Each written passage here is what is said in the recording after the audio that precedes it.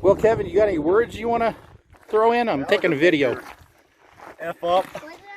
Yeah? Well, are you bleeding? Oh, man.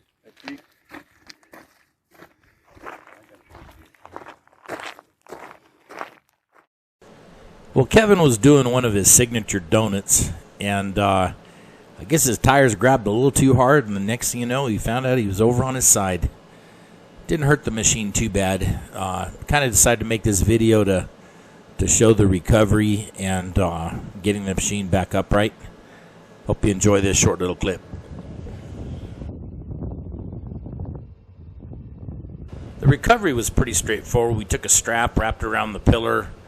That way there'd be some soft part hitting the machine, and then hooked up the winch and just eased it on over.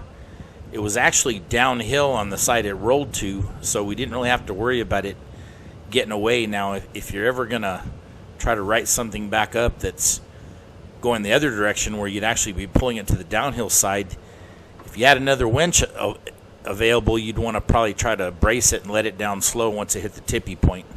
But didn't really worry about that in this application, and it came right over real nice and easy enough. Tuning in.